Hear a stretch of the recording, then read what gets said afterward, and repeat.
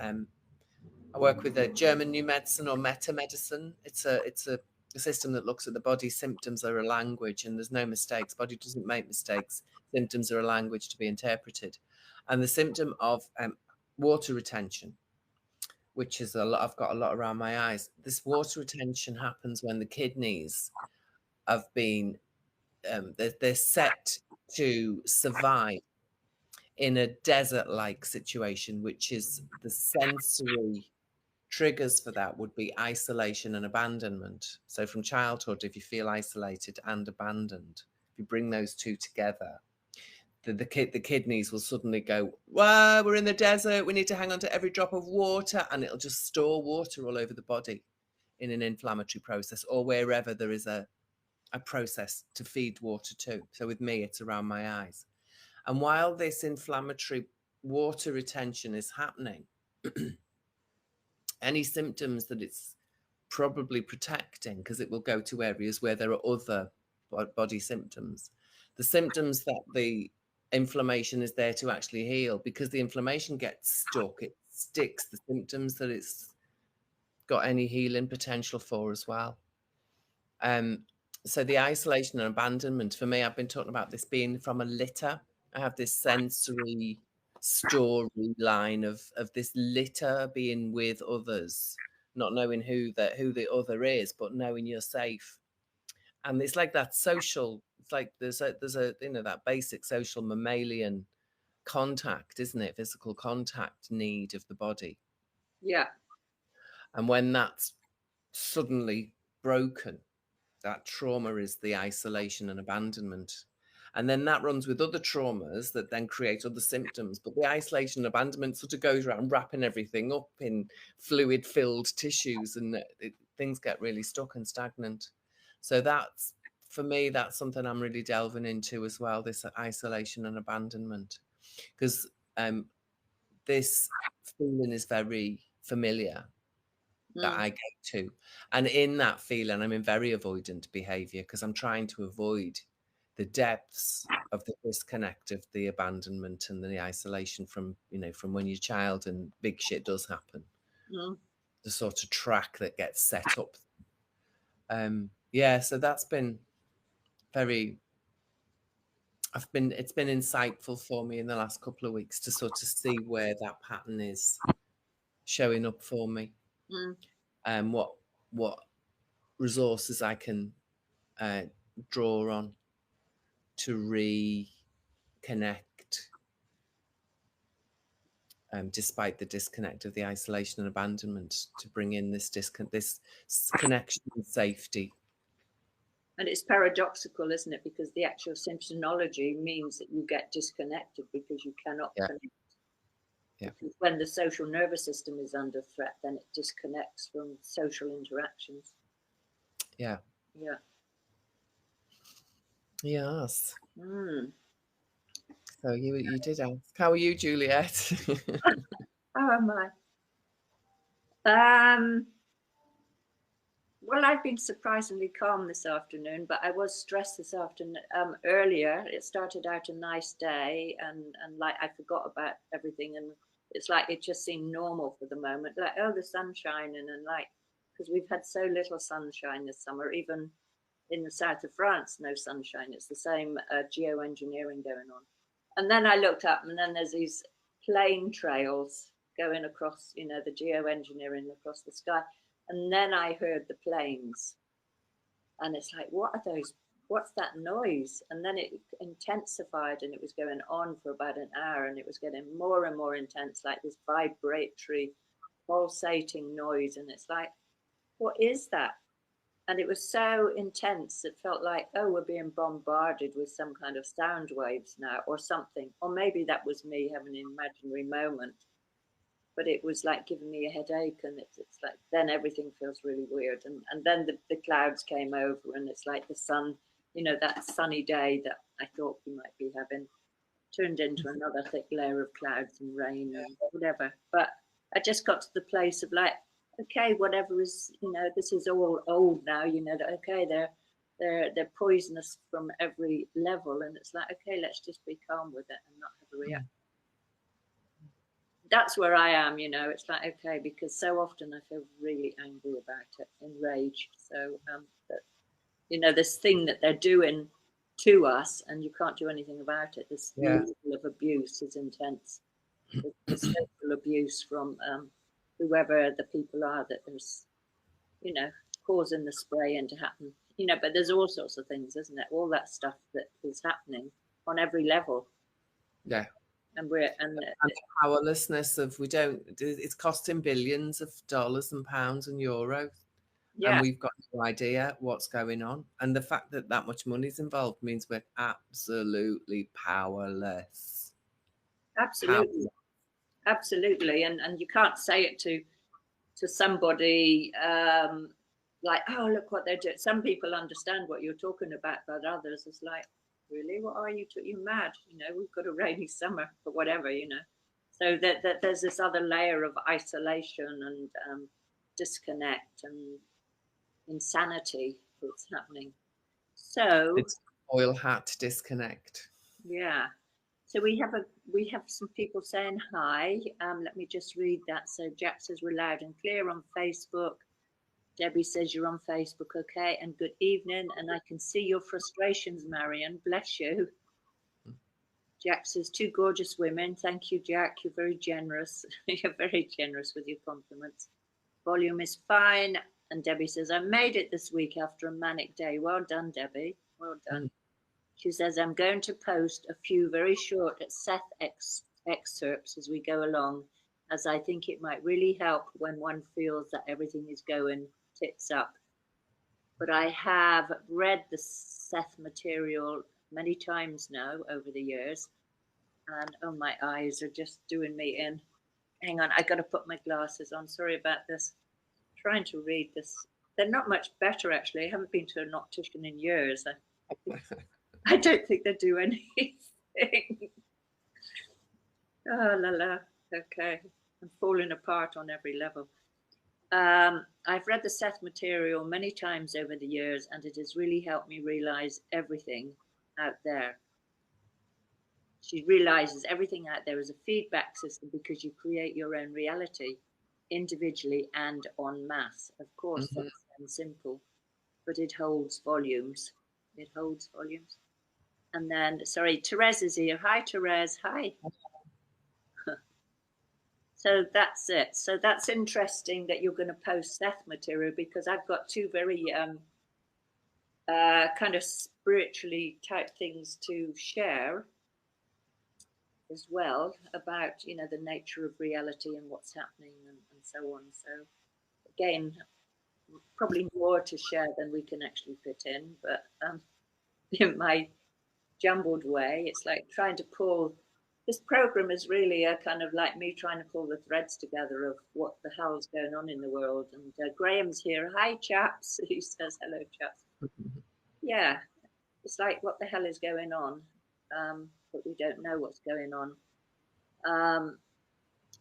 Debbie says, when you find glasses are needed again. When you find yourself therefore noticing more and more the inequalities, the disasters, and the shames that come within your sphere of perception, you add to their existence. This may confound what common sense may tell you. However, concentration reinforces the quality which is concentrated on. Well, this is interesting because I was actually going to tell you about Pam Gregory. Who watches Pam Gregory, astrologer? Do you listen to her, Marianne? Sometimes.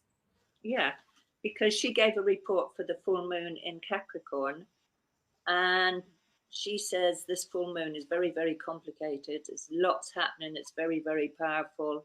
It's really setting the stage for some big shifts. Many issues concerning security. So this is interesting in your sense of connection, Marianne, and disconnect. And astrology is strongly emphasizing the end of the old world, and that we are probably going to have some really big, scary things still going on. You know, we're still being threatened with nuclear war, starvation across the planet, all sorts of things that the globalists and so on are kind of pushing. So ask if they're true or not. These things that we're witnessing, are they true or not? These, you know, because this is the issue, isn't it? The more we give it our attention, the more we reinforce that as a reality.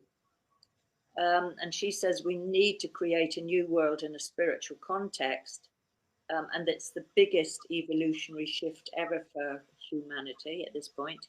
We need to stand in our light and our power and our energy, and planetarily we're moving towards decentralization.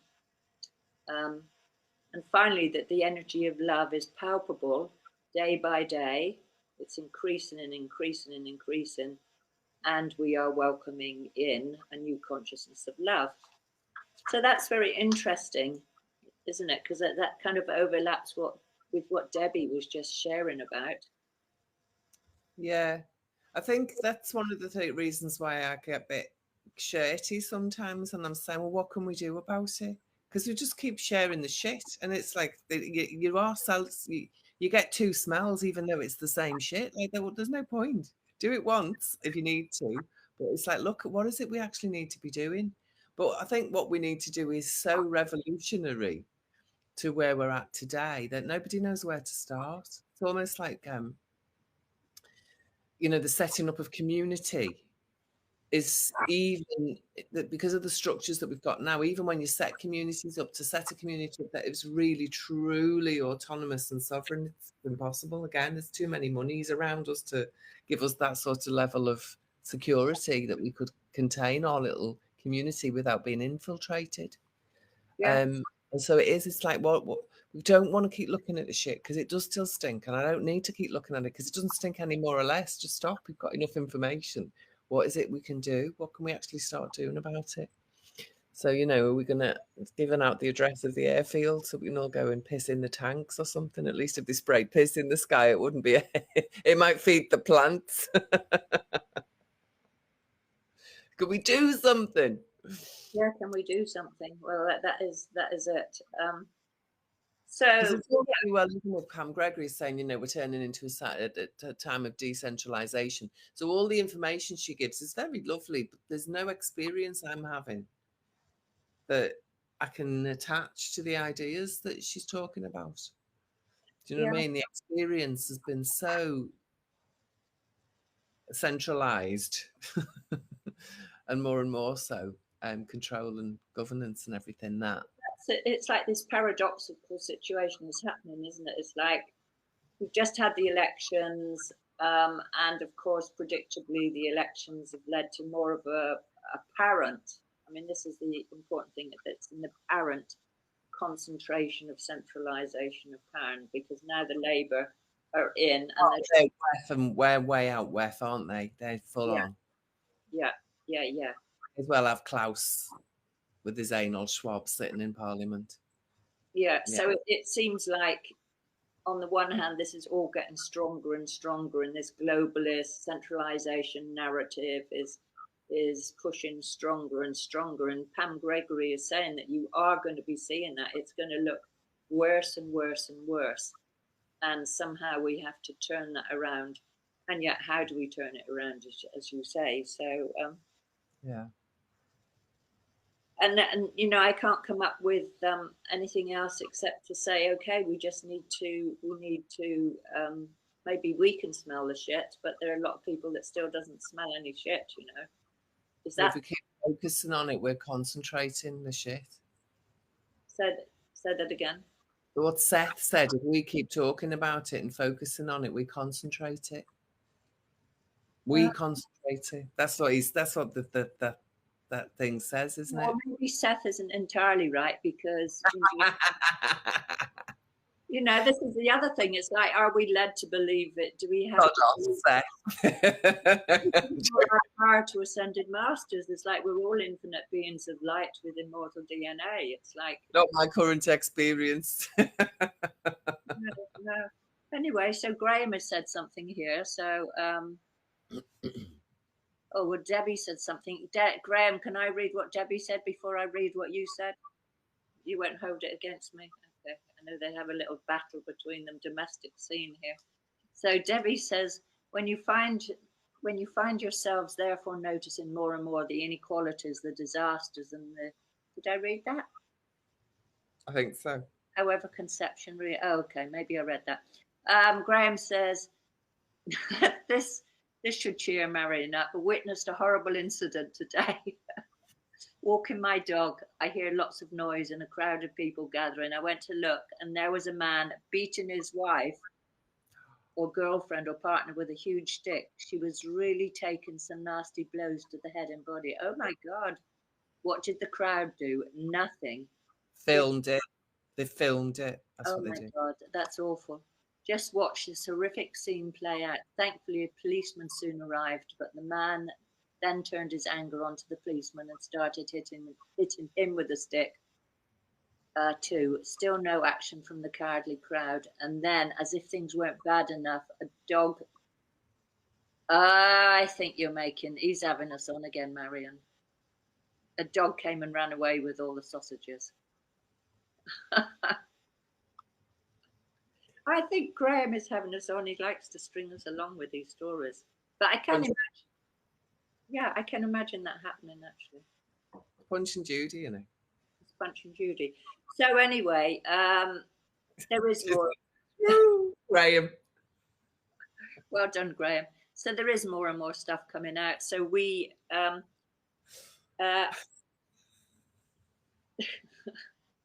Marion, you sent me a control yourself, get it. Graham. Look what you've done. You've sent her all kind of dear me. Do we want to talk about lies, more lies? Stolen sausages. I reckon we should talk about stolen sausages and dogs that go. Or do we want to talk about the Nord Stream? And oh dear, yeah. So well, Seymour Hirsch. It's not news. It's not news because it's been known for so long. But this guy's put all the details together. Seymour Hirsch, and I have to say, I'm not going to say. Graham probably knows what I was going to say, but I'm not going to. So Seymour Hirsch is this great reporter, investigative, that's the word I'm thinking of, investigative journalist, reporter. And he was the person who wrote about stuff in the Iraq War, stuff I think even in the Vietnam War. He really outed some big secrets. But he was a well-regarded journalist. And he's now in his 80s, so he doesn't get paid by anyone. And he's written this piece about the Nord Stream. And apparently he had contacts that day.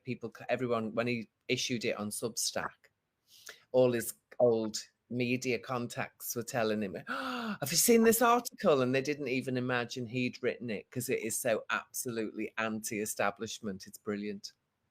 Yeah, because he's got all the details. It's like, I've got a little clip from Tucker describing. Yeah, let's do that. It happened. Everybody knew that America had done it. America totally denied, and everybody went along with American denial, Biden's denial. But Seymour Hirsch has now detailed all the details of the divers who went and laid the depth charges on the date, where from exactly, and how they were triggered to fire off at a later date. And 3 months, I think it was. 3 weeks. How Norway colluded. On it. Yeah, colluded with that, and Sweden didn't collude, but they suspect. Sweden and Denmark are suspicious. Yeah, and how Germany colluded. And the upshot is, this is the important thing, everyone, is the upshot of this destruction of the Nord Stream pipeline, and then they blamed Russia for it. It's Russia's pipeline to Europe supplying us with cheap energy. As a result of that, we've had escalating energy bills. 400%, isn't it? It's the average. Say that again. 400% is the average. Crazy. Yeah.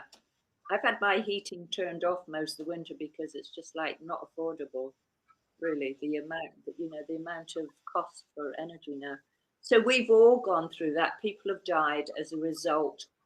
Deliberate destruction of the Nord Stream pipeline by America, then denying that they'd done it and saying, oh, Russia's done it. We're just manipulated from start to finish.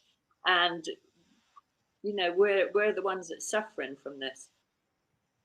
So the lies, you know, seeing the lies is important. So I'm going to just show Tucker's clip. Is that okay? Yeah. I know Debbie's just said something, but just bear with us, Debbie. Let me just see if I can. She'll be setting all over you. She'll be what? Setting all over you. Setting all over me, yeah. So promise. as usual, I have. I wish there was an easier way. We need somebody to do all this for us, Marion, so that I'm not trying to figure out which bit to share, when and how, and all this. So here's our lovely Tucker. He's a sterling bloke. Ukraine even began. Both Tory and Nuland at the State Department, the number 2 at the State Department, and Joe Biden threatened to blow up the Nord Stream pipeline. Watch. I want to be clear with you today. If Russia invades Ukraine, one way or another, Nord Stream 2 will not move forward. If Russia invades, that means tanks or troops crossing the border of Ukraine again. Then there will be no longer a Nord Stream 2. We will bring an end to it. How will you do that exactly, since the project and control of the project is within Germany's control? We will, I promise you, we'll be able to do it. So then the pipelines actually blew up. These are the pipelines that bring natural gas from Eastern Europe to Western Europe to keep the European economy going. And they exploded, causing the single largest human-caused environmental disaster in all of history. And again, setting Europe on the road to actual poverty. So it was an unpopular event, and Joe Biden denied any responsibility. In fact, he blamed Russia. Joe Biden and his whole administration told us that somehow Russia, for reasons they never made clear, just because they're evil, had sabotaged their own energy pipeline. Watch this. It was a deliberate act of sabotage, and now the Russians are pumping out disinformation and lies. So that was in September, and it was obvious from the very first day, well, that's not true. It's not that Vladimir Putin is too good a person to blow up Nord Stream, but, like, why would he? It only hurts him. And by the way, it really hurts Western Europe. But a lot of media outlets repeated that lie dutifully. That's what they do, and attacked us as Putin stooges for having questions about it. Well, we know a lot more now. There have been a number of official investigations of what happened, and not one has found any evidence of Russian involvement. And now we have the actual answer to what happened. Oh, the Biden administration did it. For real. Investigative reporter Seymour Hersh, who's been around for more than 50 years, just wrote a piece on Substack that includes this, quote, last June, the Navy divers, U.S. Navy divers, operating under the cover of a widely publicized midsummer NATO exercise known as Baltops 22, planted remotely triggered explosives that 3 months later destroyed 3 of the 4 Nord Stream pipelines, according to a source with direct knowledge of the operational planning. Now, this piece continues. It's probably the most comprehensive news story you will read this year. Seymour Hersh on Substack, you should read it. And it recounts in detail meetings with the National Security Advisor at the White House, where this was planned, exactly what explosives were used, how they were triggered, by what aircraft, on what day. So many details in here that it is not possible that it's not true. It is true. And in fact, no one at a high level in the U.S. government is denying it with any specificity, and said the White House is just dismissing it as utterly false, and no reporters are following up on this. So there you go. It's just like being in an abusive household. We can't trust our government. It's like nothing that they tell us is true, is it? It's none of it is true. It's all lies. And the evil, the level of evil, the kind of the Democrats in the States are just absolutely in the pockets of the evil hand, the puppet master. And I think, like with Julian Assange, when they freed him, it was because he said he would take the Democratic thingy, DNC, whatever it's called. He said he'd take their files off WikiLeaks, and that was what got him out of jail. So there's that whatever is behind, like one step behind Biden, or even less, is very, very close to the dark single hand. I think the puppet master hand. Absolutely. Absolutely. And now they're kind of doing this, they're trashing Biden or whatever. It's all set up. They're kind of And Hunter's been hanging around the White House, hasn't he? Going into his meetings with him and everything. yeah, Holding his dad's hand. yes, oh my God, it's crazy. It really is. Yeah, bring out the popcorn, movie show. So, okay, so Debbie, I see your comment, but I just want to carry on and come to it at the end, darling. And So are we going to show that thing about what the woman said in court about Pfizer? Are you going to show that little clip? the woman said in court about Pfizer. I didn't get that one. Oh my God. Okay. So there's a woman in Kansas, is it, who's taken Pfizer to court Yeah. over fraudulent whatever. And Pfizer basically, once the case had been presented, Pfizer said to the judge, Judge, you need to take this case off the table because we didn't commit the fraud. We delivered the fraud that Oh, the yes. government ordered. Yes. Yes. The Clear. government ordered the fraud. Yeah. Yeah. But they did it unquestionably, obviously. So they're still, But yeah, that was very interesting because it's like that the level of whoever was doing that fraud is the same that's being behind Biden to do all of this shit against Russia, and it's just like the to bring down America is definitely, to me, is a clear agenda to absolutely bring it to its knees as from the place, not America, the United States, from the place that we knew it to be.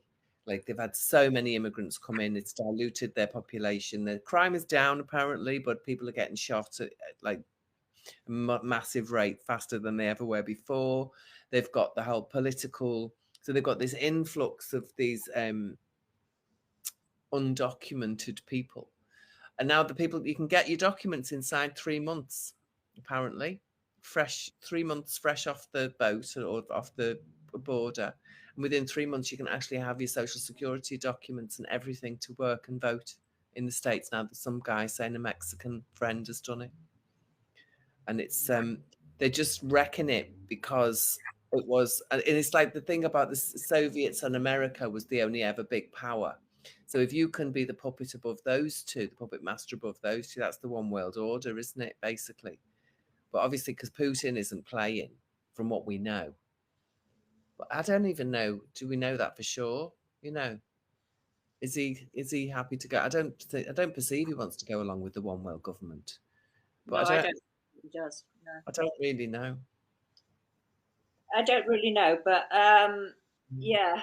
So it seems like politically, like what you just said about immigration, that's interesting because I've got a little clip from Viktor Orban from Hungary, the leader of Hungary, who's now been elected as the president of the EU as well, and he's forming this alliance between different countries, this Patriots alliance in Europe, make Europe great again. He's like modeling on the Trump Make America Great Again. So it's like this.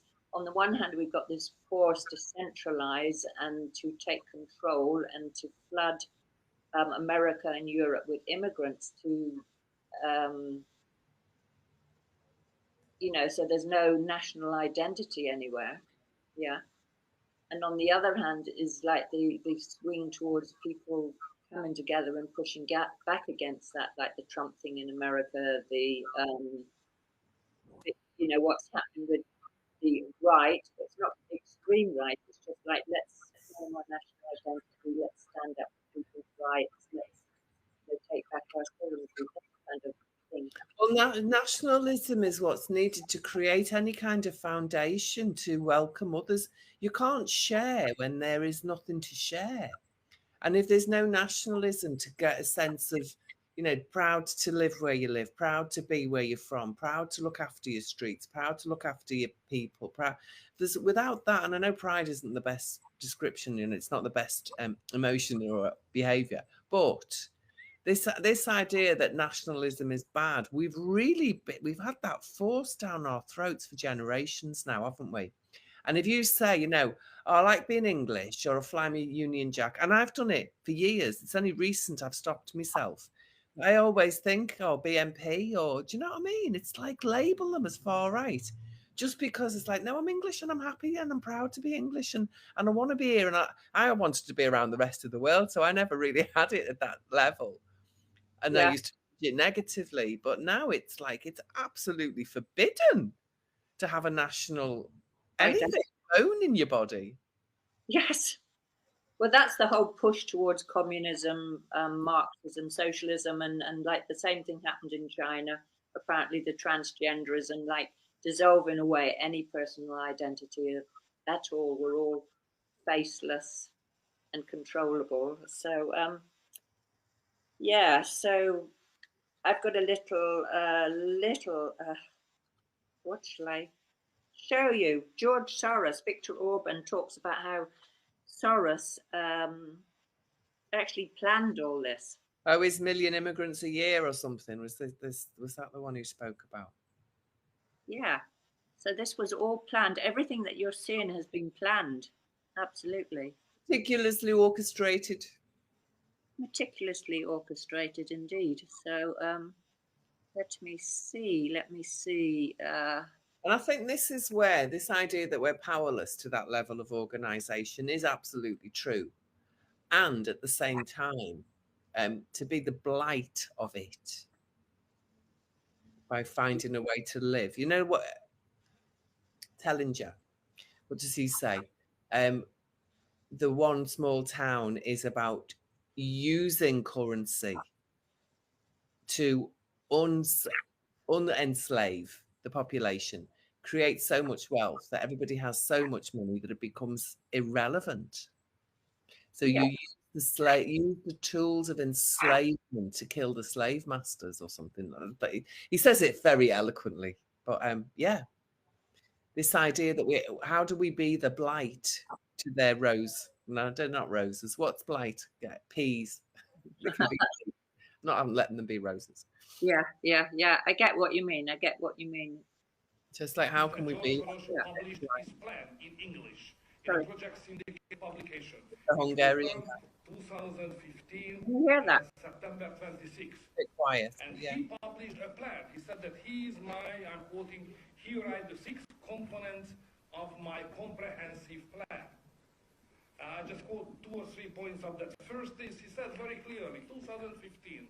This is Soros. Quoting again, EU Yeah. has to accept at least 1 million asylum seekers annually. That was the first point.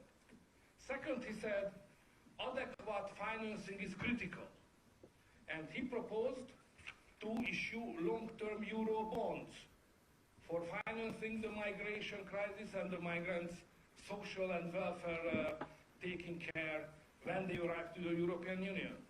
And another point which is very important for Hungary, which is involving the territory of Hungary directly into this program, he said that, quoting them, safe channels must be established for asylum seekers, starting with getting them from Greece and Italy to their destination countries, which means to bring them to Greece, to Hungary, and then have them to go to Austria. So don't forget that what we are speaking about is not an accidental stories, not a bulk of 10 years of accidental stories. It's a plan which is going on. It was written, it was published, it's known.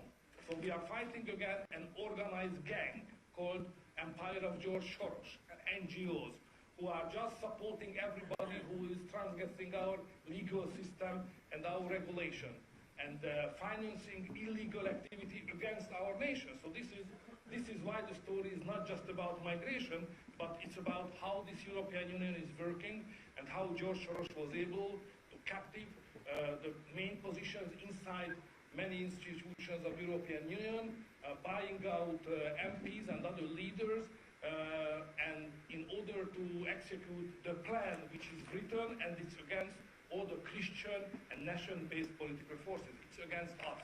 It's about how to change Europe and how to eliminate and push aside all the Christian, conservative, national-based political leaders and voters from the European Union decision-making bodies. So this is the migration about, not just about migration. Sorry for it. So, you know, when you talk to somebody that's kind of been indoctrinated into the ideas. I was myself. It's like a few years back, I held up the sign, like, I welcome immigrants into the country. It's like we're kind of manipulated, this mind control all the time, manipulated to believe that what the globalists are rolling out is for the public good, and it's a humane and loving thing to be doing. It's That's like, why we have to be remember to be forgiving to those idiots and bullies around us, because that's where they are. They're at the point where they still believe the shit. And it's like us getting shirty doesn't help, or confrontational doesn't help. It's like, I'm not sure how to say. Very nice, very nice. Run along. I'm not going to give it any energy really, because they're stuck in that place, and we've all been there. We've all been there fighting for something that we found out later was a bit of a dodgy dealings. yeah. So, we thought immigration was a good thing, but now we're seeing that all over the world, didn't we? So we saw it from that side. But I yeah. never anywhere without enough money to live on. Yeah, we're just being totally manipulated the whole time into this belief that they're doing something good, and we've yeah. Anyway, I'm going to skip a couple of things that I was going to show, and I'm hot now. all that passion. All that passion, yeah. So we've got. I did want to show a little clip from a woman. Next level soul who was born into a satanic elite family and was trafficked, and now she's become now she channels. So she's got some very good messages for people, for humanity. Or I've also got these comments here. Everybody has made comments, and I don't want to squeeze things up. So what to do? Comments. Let's do the comments. Okay. Oh, I do want to say as well, just like coming back to that, the whole thing about the immigration is that Tony Blair has now come out again and said, "Oh, we can deal with immigration. We can introduce digital ID." You see the layers of the manipulation. The agriculture and the money are crucial. If they can't control our food, then they can't actually control our money. I heard someone say this the other day, and I loved it. While we've got food to barter, we can create our own fucking currency. Full stop. Yeah. I thought that was very profound and very true. So it's like they have to control the food. Well, obviously they've been doing that for years. They've gone from GMOs and uni cropping and all of the things they've done, and the poisons, and now they're taking all the water to put it into bloody lithium mines instead of farms, and there's all sorts of different things that they're doing to just degrade the food industry, and all of that is needed just for the CBDCs actually, because without it they wouldn't be able to gain the amount of control they can. If people can get food, they can't be controlled. And what a really tight little piece of the tapestry there, isn't there? Yeah. But we have to lift out of this and see the bigger picture as well, which is the next level soul little channeling clip has given a much bigger picture to look at as well, which we're a bit kind of short on being able to look at now. Yeah, the issue with the bigger picture is like what we're saying with Pam's Gregory's thing. It's nice words and nice sentiments, but it doesn't match my current experience, my current lived experience. So it doesn't. It might be pleasing, but it's not. It's not useful. This is the evolution. Fair, but do you know what I mean? This is the evolutionary growth we have to make, though, is to be able to, okay, I'm having this current experience, but this is not reality. It's like, how can I expand my consciousness to take in that there's another possibility? Yeah. That's the thing. That's the thing we have to do, is to take in other possibilities, even though they're not apparent right in this moment. And then focus on those, because we concentrate that instead. And that's nice concentration. Yeah, that's a nice concentration. So, yeah, because when you talk about them controlling, oh, well, if we can grow our food, then they can't control us. But now you know, the level of light is diminished from all the chemtrail, and Yeah, the food is actually not growing, yeah. not growing as well, and the constant rain means that. Oh, I saw a guy the other day. I God, shit! I wish I didn't bookmark it. And I'm sure he was boiling vinegar, and it was clearing the chemtrails over his house. He was boiling white vinegar, and it was clearing the chemtrails over his house. And he reckons if we all did it, it clears the sky. Well, Can, that's can someone do some research? Or Graham, go and have a look. See if you can find him. Boiling white vinegar clears chemtrails. well. Charles Dowden also had some technology. The World Health Organizer and the World Health Agricultural thing, the People's Movement for Agriculture, has also got this technology that Charles Dowden was talking about in one of his videos for clearing the chemtrails. So this is the thing. It's like whatever they do to us, human beings are infinite beings of light, light with immortal DNA, that we're always evolving and finding new ways to rise above. You know, it's like I was saying last night, we're rising above the shit, no matter what they're slapping us with. And in this channeling thing, she was talking about, well, humanity, we don't realize, but humanity has been reset about every 100 years or so. It's like they keep changing. The puppet masters, or the dark hands behind what we perceive as reality, is shifting our circumstances constantly. And our evolutionary objective is to actually be able to evolve above that, so they can't keep doing it to us. Be the blight. Yeah. So okay, look everyone, I'm going to put the link for this channel in here beside the video. We never have enough time to follow through on everything that we've drawn together, so please do go and explore and, you know, do your own research. We are just doing the best we can, trying to bring thoughts, ideas, emotions and so on together to explore these things, to help humanity evolve through this difficult time. And share the video as well. Please share, and follow the links. And we're on Rumble. I'm not ending at this point. I've still got the comments, but we're on Telegram, Rumble, BitChute, Odyssey. Please look and share and spread the word. I couldn't find it on X. I was looking on X before and I couldn't find it. Oh, Juliet Yeoverton. But I'm not called Healing Water Sanctuary, probably. I'll send you the link. Yeah. Okay, so right. Okay, so Debbie says, if the environment changes, it is because our inner conceptions have changed, and no smallest alteration is made within physical reality that has not first been made within the inner self. I think that's right. I mean, it's like the physical world only exists because we have thought of it. First of all, we have created it with our own consciousness. Nothing exists physically unless we've already created that.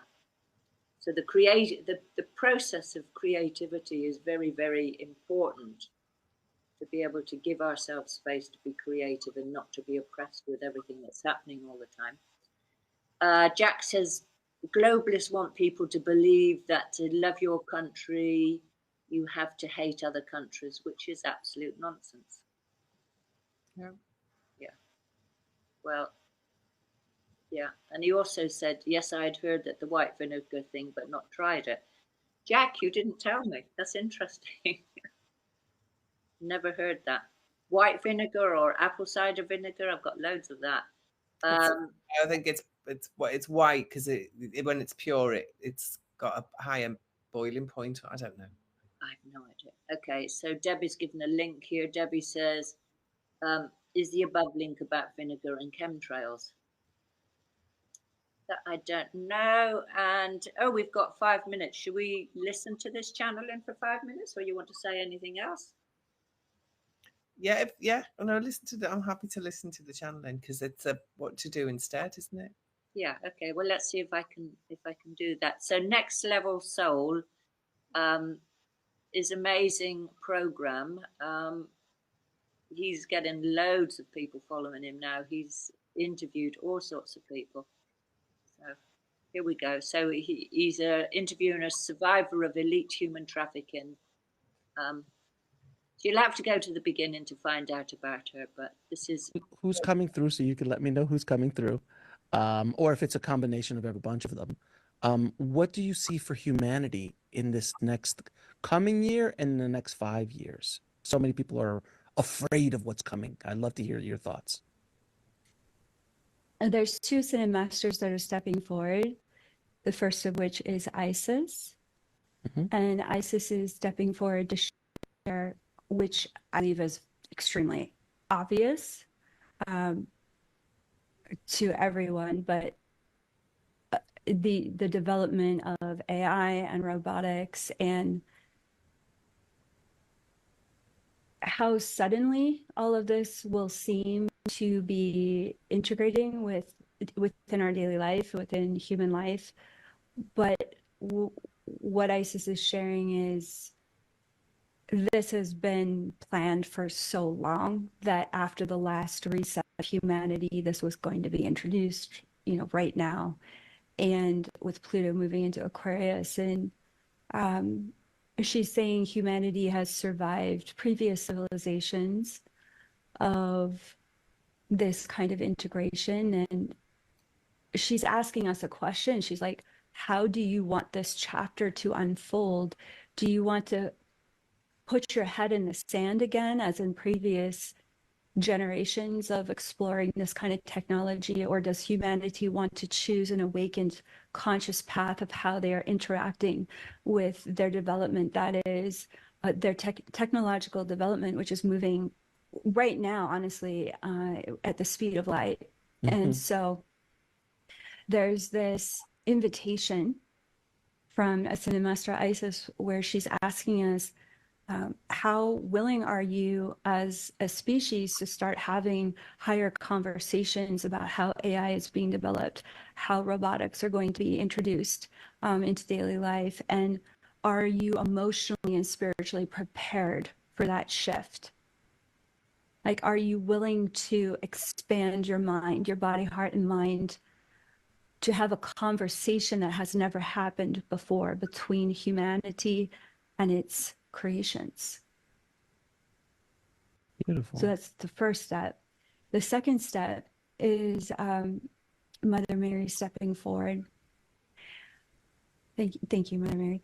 Okay, and she's saying, and we went on this whole journey last year where I've channeled all these new teachings from her about opening the heart chakra. The manuscript's actually on the board behind me.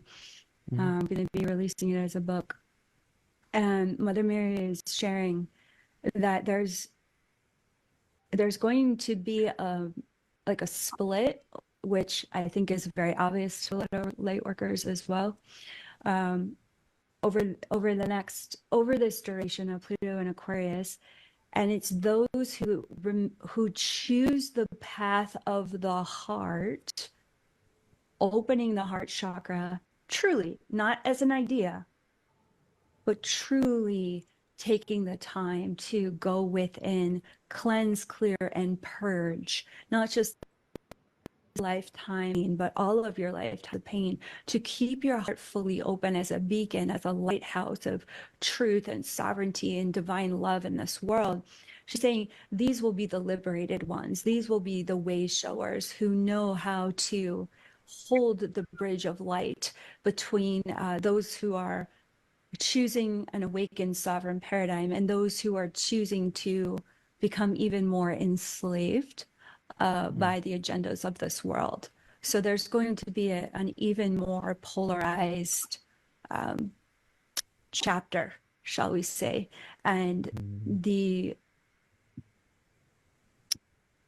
prayer, the goal is that if enough truly awakened souls were to live in the resonance of that sovereign paradigm, that they could hold the light and they could keep the bridge open for souls that are choosing to somehow escape the level of oppression that is here and is coming at a greater level. Okay, so who else is coming through? Okay, this is the Sophia Dragon. So the Seraphim are coming through to kind of end, round out this dialogue about our current moment in human history, human beingness. And they're saying the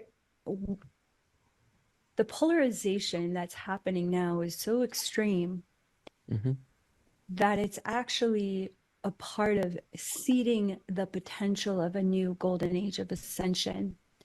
But so many light workers think of the possibility of a golden age of ascension as something that could happen overnight, or something that could happen, you know, in a blink, without a lot of effort. And the dragons are asking, what does it take to truly embody your sovereignty as a species? What does it take to truly embody your sovereignty as a single person, as an individual? What kind of willingness is required to usher in the levels of ascension that your species is so desperately praying for? And we're at a place in quantum reality where the word willingness needs to be our mantra. If we're going to make that quantum leap into a more enlightened and an awakened era for humanity, we must be willing to do what is ours to do. Each of us came here with a divine purpose to fulfill, and we each of our divine purposes complete each other like a puzzle. And willingness is going to be the deciding factor of the breadth and scope of that sovereign new paradigm that is emerging at this time. But everything that is being built must be sustained. And then once sustained, it needs to continue to expand. And that takes many hands and many hearts. And so the Ascended Masters are offering to us at this time that if we truly want what we say we want, we must be willing to show up and be what we want. Beautifully said. Beautifully said. If you can ask Isis, because she brought this up when we were talking about the reset of humanity, that there's been multiple resets in the past. Yeah. Can she clarify what that means? Is it the Younger Dryas, which was 12,000 years ago, was the last reset with Atlantis and that kind of time period? I'd love to hear how many times we've been reset as a species to come back and again and again. There are too many resets to count. They were telling, like in that movie, The Matrix, they were telling the truth on themselves. Because The Matrix, they've used the same code 1,000 times or something like that. Well, when Neo is confronting the architect, he's like, how many times have I been Neo? It's like that. That's the level of people go back to the reset that's the most memorable in the collective memory, because that's about as much as they can handle, because it's so terrifying to think that like maybe every 100 years humanity is reset and doesn't even know it. Interesting. Can you imagine how traumatic that would be, to constantly think about a set of controllers just hitting a button and everyone's gone and it's reset over and over again?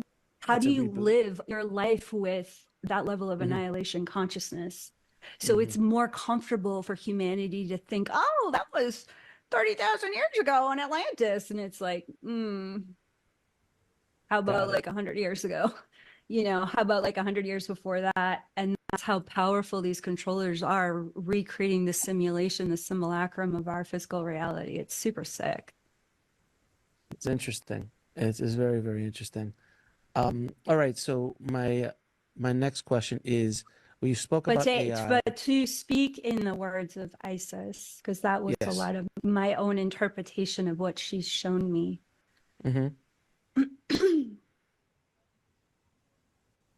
Yeah, part of the great awakening that is coming over the next decade is for humanity to understand how traumatized it has been with so many resets of its reality. That what does a reset do? It disorients a species from knowing its true origins. What does a reset do? It disorients a species from its own personal power and sense of placement in the universe, not just in the world, not just here on this planet.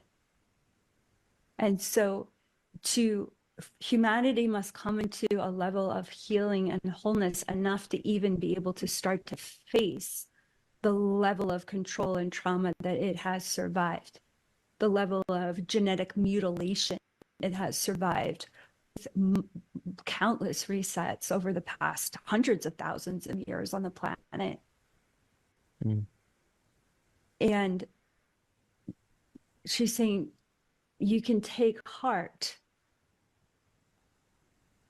in the fact that we're still here, like these masters of light are still here, working steadily and faithfully towards humanity's ascension beyond this enslavement. They haven't gone anywhere. And it's why souls such as star seeds and light workers choose to come back again and again, because we see the time looping that's happening here and we want to break the loop. Okay. That makes sense. So it's like, sorry, New Age, rosy posy world. Like, it's way worse. And and way better, you know, at the same time. And way better, because what does this prove to us? It shows us, as the Sophia Coach shares, we have these invincible souls of light and divine power that can keep coming in, airdropping down into this matrix to keep sharing the truth, to keep waking people up. And it is making a difference. It is making an impact. Like, what's more important, Isis is saying, the form or the soul? The soul. The soul. So if a world is decimated, but billions of souls are saved, what's more important? It's an interesting question. Again, sorry, not the normal New Age thing to say, but. Well, of course. So,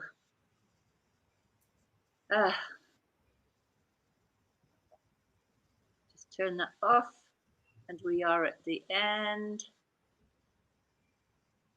So yes, message of hope for humanity, that we are moving forwards in consciousness no matter what, and that we are beings of infinite light with this power to see through what's going on, and there's a lot of help. So, you know, I don't know if that helps or not, but, you know, we're all on this quest together one way or another. So, Marianne. Yes. Okay, so should we draw to a closure now? Yes. So Graham has put a little thing underneath for people to read. I won't read now, but it's another Graham story. Thank you. About the white vinegar. I know, yeah. it was About the white vinegar, boiling cauldrons with entrails or something. Anyway, lots of love to everyone. Lots of love to you, Marianne, and do check out on Telegram and share, and see you next week. See you next week. Okay, bye for now. Bye.